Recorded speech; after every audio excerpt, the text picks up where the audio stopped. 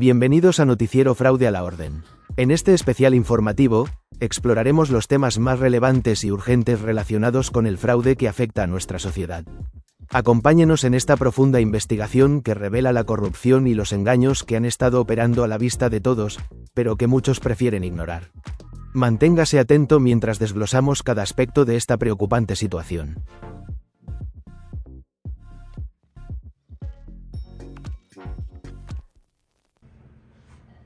Buenas tardes, estimados televidentes. Bienvenidos a su noticiero Fraude a la Orden.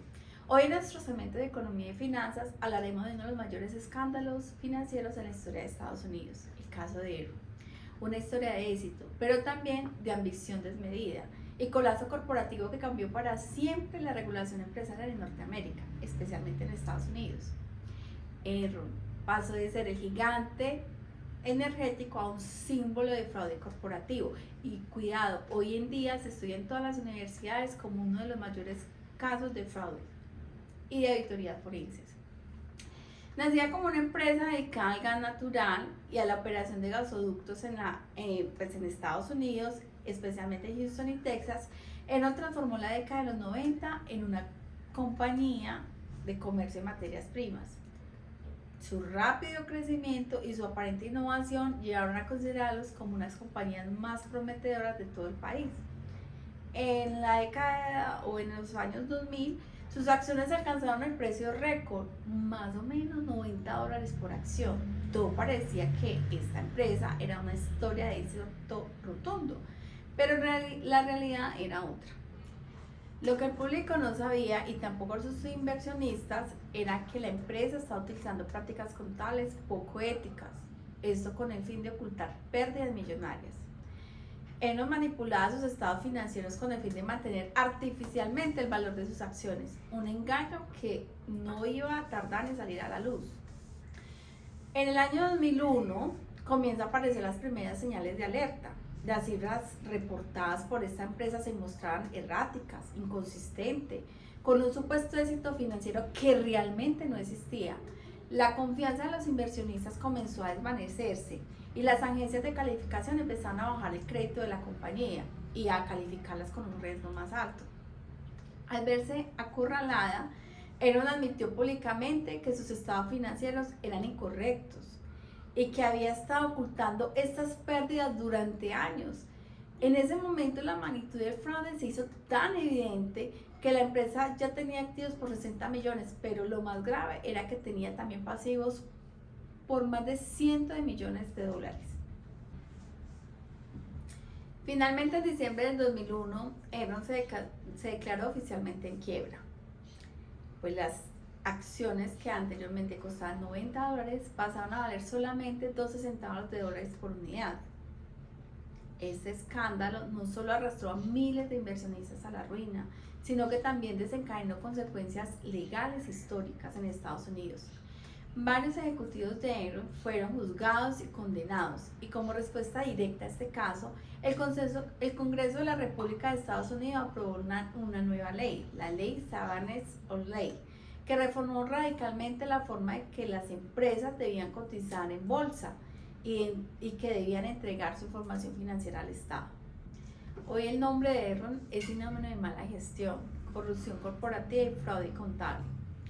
Pero la pregunta que realmente nos está abordando en este momento es ¿qué pasó con la firma de revisoría fiscal?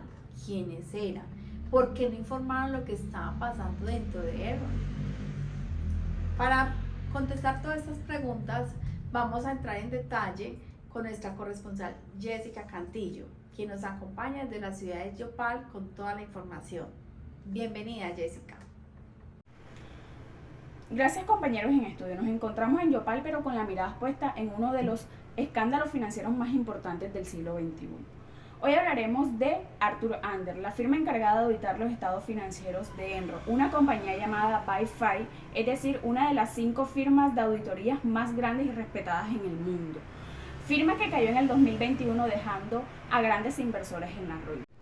Arthur aparentó haber realizado su trabajo transparentemente y con una supervisión legal y real de Enron, que realmente estaba ocultando pérdidas millonarias y que más allá de eso permitió la manipulación de los estados financieros, ocultando deudas y ocultando utilidades irreales. utilizando dentro de estas las estructuras contables como lo fueron las Special Purpose States. Asimismo, esta firma se encontraba vinculada con conflictos de intereses o económicos. Lo más grave ocurrió cuando se inició la investigación federal. En lugar de colaborar con la justicia federal, los empleados de Arthur destruyeron miles de documentos claves como correos, memorandos y demás documentos, lo cual conllevó al Departamento de Justicia de los Estados Unidos a presentar cargos formales por obstrucción de la justicia contra la firma. Por otra parte, en 2022, Arthur se declaró culpable, a lo que conllevó pérdida de casi todos sus clientes y más de 85,000 desempleados, los cuales fueron motivos para que su reputación haya quedado totalmente destruida. Esto nos muestra una clara advertencia y cuidado tanto a la ciudadanía como al sector contable y financiero. Desde Yopal, Jessica Paola Cantillo Padilla para el Noticiero Económico. Regresamos con ustedes al estudio. Gracias, Jessica, por ese informe tan completo de esta firma de revisoría fiscal. Sin duda, lo ocurrido con Arthur Andersen demuestra que la complicidad silenciosa puede ser tan destructiva como el mismo delito. Bueno, y para esta tercera parte de nuestro especial sobre este caso de fraude con Enron, nos encontramos con una dimensión crucial más allá de los números, de las leyes y de los tribunales. Por lo tanto, no podemos dejar de hacernos una siguiente pregunta. ¿Qué nos enseña el caso de Enron, más allá de las cifras, los escándalos y las leyes? Bueno, para este aspecto es fundamental darle una mirada filosófica y de administración. Por lo tanto, hemos llamado a una experta en deontología profesional y teorías de organización, la doctora Andrea Cañón, quien hoy nos acompaña para analizar la importancia de las teorías administrativas en el marco de la República, aplicadas a este caso de Enron. Doctora Andrea, bienvenida al noticiero. Buen día para todos. El colapso de Enron, un caso que dejó una huella profunda en la historia empresarial. Esta no fue solo una catástrofe financiera, fue una traición a la fe pública, esa confianza que depositamos en los contadores, auditores y directivos para que actúen con transparencia, integridad y responsabilidad social. Enron, más allá de su quiebra, es un ejemplo de cómo el incumplimiento de principios éticos puede destruir una organización y afectar a millones. A lo largo de este análisis quiero destacar lecciones profundas basadas en teorías administrativas que siguen siendo relevantes hoy. Como punto 1 voy a hablar de la integridad como principio esencial, pero primero hablemos de la integridad, un concepto clave que Peter Drucker, uno de los grandes pensadores en administración, definió como el pilar de toda decisión ética. Para Drucker, la integridad es esencial, pues sin ella no hay dirección en una empresa, solo manipulación, y Enron lo demostró de manera brutal. Desde el liderazgo de Enron, la integridad fue violada en todos los niveles. Los altos ejecutivos falsearon los estados financieros y tomaron decisiones que no solo carecían de ética, sino que fueron directamente perjudiciales para sus empleados, inversores y en última instancia para la sociedad. Porque como bien dijo Drucker, sin integridad no hay empresa que valga la pena, solo hay manipulación. Como punto 2, la responsabilidad ética del auditor. Los auditores, ya sean internos o forenses, deben ser los guardianes de la transparencia dentro de una organización. Como afirma Bob Tricker, experto en gobierno corporativo, el auditor no es solo un técnico financiero, es un defensor de la ética organizacional. En Enron, sin embargo, el auditor falló rotundamente. La falla de rigor y ética en sus prácticas contribuyó enormemente a la manipulación de los estados financieros y a la pérdida de confianza en la empresa. Los auditores deben ser la conciencia ética de una organización, y Enron no tuvo ninguna. Como punto 3, quiero hablar de la gobernanza y la cultura organizacional. Pero no solo basta con tener buenos profesionales. Una empresa necesita una cultura organizacional sólida, que fomente la ética y la responsabilidad. Edgar Schein, experto en cultura empresarial, nos enseña que los valores, símbolos y prácticas dentro de una organización modelan su comportamiento ético. En Enron, la cultura era destructiva. El lema de Enron era claro: mientras ganemos dinero, todo vale. Esta es la mentalidad enfocada solo en los beneficios y que no les permitió, sino que normalizó el fraude. No había una cultura ética compartida, había una mentalidad permisiva donde los límites morales no existían. Y como advierte Tricker, Para que una empresa funcione correctamente, debe haber una estructura sólida y de supervisión y de control ético. Enron lamentablemente carecía de una junta directiva que actuara con independencia y criterio ético. Esto permitió que la corrupción creciera de manera desenfrenada. Por último, quiero hablar de la responsabilidad ética hacia los stakeholders. Las empresas no existen en un vacío. Cada decisión que toman afecta a una red de personas, empleados, inversionistas, comunidades, reguladores y todo el entorno social. Archie Carroll, experto en responsabilidad social empresarial, plantea que el compromiso ético debe estar en el mismo nivel que el compromiso financiero.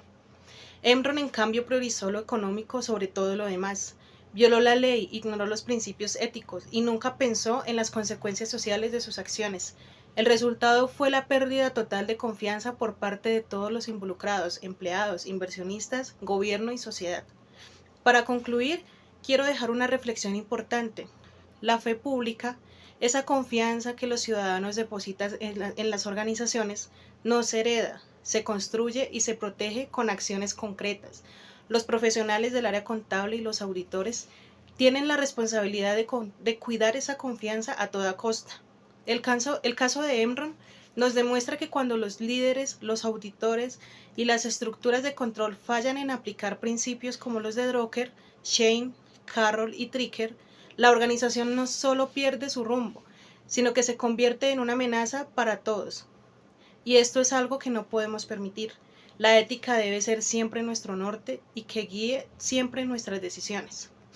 Hoy más que nunca debemos recordar que la ética no es opcional, es la base sobre la que debemos construir nuestro futuro y que no olvidemos lo aprendido con el caso de Enron. Muchas gracias por su atención. Gracias, doctora Andrea, por esa explicación tan clara y tan precisa. Queda en evidencia que la ética, la filosofía organizacional y el compromiso con la fe pública deben estar presentes en cada decisión, en cada número y en cada informe. Porque las empresas realmente no colapsan solo por errores financieros, colapsan cuando se pierde la ética como brújula. El caso de Enron nos deja una lección clara. La ética no es un complemento, es el corazón de toda profesión responsable. Cuando los principios deontológicos se ignoran, no solo se quiebra una empresa, se quiebra la confianza pública, que es el verdadero pilar de todo sistema económico. En esta última entrega de nuestro especial sobre el escándalo corporativo que sacudió el mundo, el caso de Enron, analizaremos un aspecto clave que va más allá de la contabilidad creativa y los estados financieros manipulados, porque detrás de cada colapso financiero hubo decisiones humanas y muchas de ellas contrarias a los principios más básicos del deber profesional. Para esto es importante que analicemos las normas de éticas y técnicas que fueron sistemáticamente ignoradas. Y lo hacemos en un marco integral que deja la práctica contable, las auditorías, la revisoría fiscal, que con base a las normas internacionales de auditorías, las normas internacionales de información financiera, la ley 43 de 1990 en Colombia, y por supuesto los principios fundamentales de ética profesional del contador público, del auditor, revisor fiscal. Para profundizar bien este análisis, nos acompaña nuevamente nuestra experta en normatividad contable, auditoría internacional, la señora Diana Navarrete, quien nos hablará de todas las normas vulneradas y las lecciones que este caso ha dejado profesionalmente y sobre todo a la fe pública. Doctora Diana, bienvenida a nuestro noticiero. Gracias, Andrea, por invitarme nuevamente a este noticiero, El delito a la orden. Vamos a abordar uno de los temas, de los puntos más trascendentales, el caso Enron. Es sin lugar a dudas uno de los ejemplos más relevantes de cómo la falta de ética puede llevar al colapso de empresas, sectores y economías enteras. Desde la perspectiva de la deontología profesional, que es la rama de la ética encargada de estudiar los deberes y principios que rigen una profesión. Enron y su firma auditora Arthur Andersen violaron múltiples normas esenciales. En el caso Enron, representa un claro ejemplo de cómo la falta de ética profesional, sumada al incumplimiento de normas técnicas, pueden derivar en una catástrofe financiera y moral. Desde el marco normativo, encontramos múltiples vulneraciones tanto a las NIA, a las normas internacionales de auditoría, como a la Ley 43 de 1990, normas que regulan el ejercicio de la revisoría fiscal y la profesión contable en Colombia. Veamos cómo este colapso representa la violación fraguante de normas fundamentales que debieron prevenir este desenlace. Algunas de las normas vulneradas fueron las NIA, de las NIAs, fueron, por ejemplo, la NIA 200, que trata de los objetivos generales del auditor. Esta norma establece que el auditor debe actuar con escepticismo profesional, ejercer juicio profesional y cumplir con los principios éticos fundamentales como la integridad, la objetividad y la confidencialidad. En el caso Enron, Arthur Anderson, su empresa auditora, no actuó con independencia ni con juicio crítico. Aceptó información manipulada y validó estados financieros fraudulentos. Otra fue, por ejemplo, la NIA 240, que trata de las responsabilidades del auditor con respecto al fraude. Esta norma obliga al auditor a considerar el riesgo de fraude en los estados financieros y aplicar procedimientos adecuados para detectarlos. La auditoría a Enron falló completamente en identificar y reportar prácticas fraudulentas, conocidas, violando este principio fundamental. No solo se omitió este deber, sino que se encubrió la manipulación deliberada de pérdidas y deudas. Otra, por ejemplo, fue la NIA 220, que habla del control de calidad en la auditoría. Exige implementar políticas para asegurar que las auditorías se realicen conforme a los estándares profesionales. La destrucción de documentos por parte de la empresa auditora Arthur Andersen rompió con todo el control de calidad requerido en el proceso de auditoría. Y por último, la NIA 315, que establece la identificación y valoración de riesgos. Esto quiere decir que el auditor debe comprender el control interno de la empresa. Enron tenía graves deficiencias de control interno que no fueron informadas. Bueno, ahora miremos otro lado.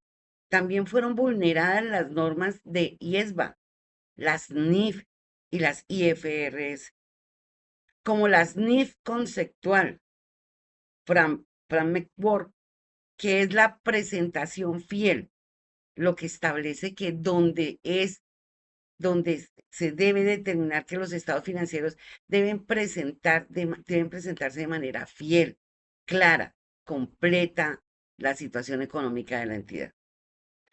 Enron usó estructuras fuera del balance para esconder pasivos y simular ganancias. Otra norma no aplicada fue la NIT 1, que trata de la presentación de estados financieros, la cual requiere que la información sea relevante, fiable y comprensible. Las cifras de Enron eran todo lo contrario, intencionalmente confusas y manipuladas. Si miramos la normativa de nuestro país, podemos establecer que existió vulneración a la Ley 43 de 1990. Esta ley establece los principios éticos y técnicos que rigen la revisoría fiscal en Colombia. En el caso Enron, varias normas que podrían aplicarse de forma comparativa fueron ignoradas, como el artículo 35, por ejemplo, que establece los principios de ética profesional. Se establece con ellas el deber de actuar con independencia mental y técnica, con honestidad, con diligencia. Arthur Andersen violó directamente este artículo al anteponer su interés económico a su responsabilidad profesional. Otro ejemplo es el artículo 40, que determina la independencia del contador público, la cual prohíbe ejercer funciones incompatibles con su rol como revisor fiscal o auditor. El conflicto de intereses entre la auditoría y la consultoría en Enron es una violación directa a este principio. Por otro lado, principios éticos internacionales también fueron vulnerados, según el Código de Ética IFAC, que traduce International Federation Accounting, o sea, Federación Internacional de Contadores. Los principios fundamentales son la integridad, objetividad, competencia profesional y debido cuidado, confidencialidad, y comportamiento profesional. En Enron se rompieron todos estos principios, desde la manipulación de cifras hasta el silencio de los auditores ante las irregularidades evidentes. Y por último, podemos realizar una reflexión final desde la ética profesional. La ética no es opcional. Las normas como las NIA o la Ley 43 no son simples requisitos legales. Son guías de comportamiento que protegen la confianza pública y la credibilidad de la profesión. Cuando estas normas se ignoran o se burlan, como en el caso de Enron, el resultado es una pérdida masiva de confianza, la ruina de empresas y la destrucción de carreras profesionales. El escándalo Enron no fue un fallo técnico, fue un colapso ético, una traición a la fe pública y un desprecio por las normas que garantizan la transparencia financiera. La lección es clara. La ética y el cumplimiento normativo no se negocian.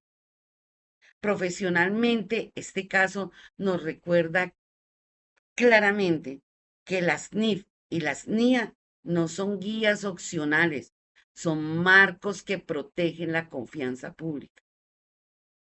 Nuevamente expreso, la ética profesional no puede ser negociada y no podemos concluir que el contador público no solo informa, también vigila, está alerta, defiende el interés colectivo. Alejandra, muchas gracias por haberme brindado este espacio y espero haberte aclarado todas las inquietudes. Gracias. Gracias, doctora Navarrete. Su análisis nos recuerda que el verdadero valor de una profesión no está solo en su conocimiento técnico, sino en la rectitud de quienes la ejercen. Bueno, con esto cerramos nuestro especial informativo sobre Enron, una historia de fraude, caída y legislación, pero también una gran advertencia para quienes creemos en el verdadero éxito profesional, que ese solo comienza con la ética. Cuando la ética se debilita, la norma pierde poder y sin norma no hay confianza. Bueno, estimados televidentes, agradecemos su compañía y nos veremos en un próximo especial.